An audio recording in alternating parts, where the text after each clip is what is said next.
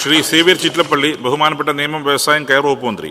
Sir, Vadakkanchery മണ്ഡലത്തിലെ മുളങ്ങുന്നത്തുകാവിലെ Keltron ഉപകമ്പനികളുടെ ലിക്വിഡേഷനിലുള്ള 12 acre ഭൂമി വിട്ടുകിട്ടുന്നതിനുള്ള നടപടികൾ വേഗത്തിലാക്കണം എന്നും മണ്ഡലത്തിലെ വ്യവസായ എസ്റ്റേറ്റുകളുടെയും സംരംഭങ്ങൾക്ക് കൂടി ഉപയോഗപ്രദമാകുന്ന തരത്തിൽ കെൽട്രോണിൻ്റെയും സീമിറ്റിൻ്റെയും സംയുക്ത സംരംഭം എന്ന നിലയിൽ കോമൺ ഫെസിലിറ്റി സെൻറ്റർ ആരംഭിക്കുന്നതിനുള്ള പ്രപ്പോസൽ യാഥാർത്ഥ്യമാക്കുന്നതിനും ബാക്കി ഭൂമിയിൽ കെൽട്രോണിൻ്റെ പുതിയ സംരംഭങ്ങൾ ആരംഭിക്കുന്നതിനും ഒഫീഷ്യൽ ലിക്വിഡേറ്ററുടെ കൈവശത്തു നിന്നും പ്രസ്തുത ഭൂമി വിട്ടുകിട്ടുന്നതിനുള്ള കോടതി നടപടികൾ വേഗത്തിലാക്കണമെന്നും നമ്മുടെ സർക്കാർ 23 കോടി രൂപ വൈദ്യുതി കുടിശ്ശിക എഴുതി തള്ളിയതും 30 കോടിയിലധികം രൂപ മുടക്കി നടപ്പിലാക്കിയ നവീകരണ പ്രവർത്തനങ്ങളുടെ ഉൽപാദനക്ഷമതയുള്ള ആധുനിക മെഷീനുകൾ സ്ഥാപിക്കുകയും ചെയ്ത വിരിപ്പാക്കയിലെ സഹകരണ സ്പിന്നിംഗ് മിൽ ലേ ഓഫ് അവസാനിപ്പിച്ച് പ്രവർത്തനക്ഷമമാക്കാനുള്ള നടപടികൾ ഊർജിതപ്പെടുത്തണമെന്നും അടക്കമുള്ള വടക്കാഞ്ചേരി മണ്ഡലത്തിലെ പൊതുമേഖല വ്യവസായ സ്ഥാപനങ്ങളുടെ പുത്തൻ ഉണർവിനായുള്ള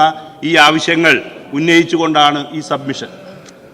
ബഹുമാനപ്പെട്ട നിയമ, വ്യവസായം, കയർ വകുപ്പ് മന്ത്രി. സർ, കെൽട്രോണിന്റെ അടച്ചുപൂട്ടിയ സബ്സിഡറി കമ്പനിയായ കെൽട്രോൺ പവർ ഡിവൈസ് ലിമിറ്റഡിന്റെയും കെൽട്രോൺ റെക്ടിഫയേഴ്സ് ലിമിറ്റഡിന്റെയും കൈവശമുണ്ടായിരുന്ന 12.19 ഏക്കർ ഭൂമി അത് കഴിഞ്ഞ ദശകങ്ങളായിട്ട് കോടതിയുടെ കേസിനകത്ത് കിടക്കുകയായിരുന്നു.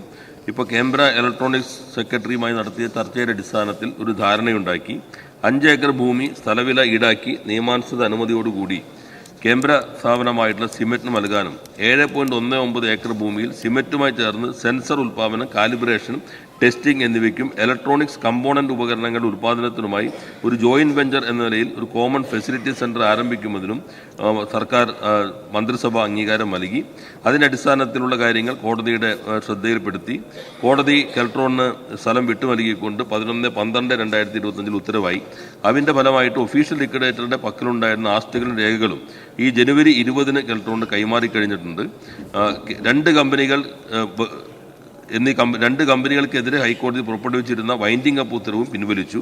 ഇപ്പോൾ 5 ഏക്കർ ഭൂമി സിമെന്റിന് നൽകുന്നതിനായി നടപടി സ്വീകരിച്ചു. ഇനി അവരുടെ കേന്ദ്ര ഇലക്ട്രോണിക്സ് വകുപ്പിന്റെ അംഗീകാരം കൂടി കിട്ടിയാൽ ഏറെക്കാലമായി 10-25 വർഷമായി അടഞ്ഞുകിടന്നിരുന്ന ആ സ്ഥാപനം പുതിയ രൂപത്തിൽ പുതിയ കാലത്തിന്റെ വ്യവസായമായി തുറന്നു പ്രവർത്തിക്കാൻ കഴിയും എന്നാണ് അറിയിക്കാനുള്ളത്.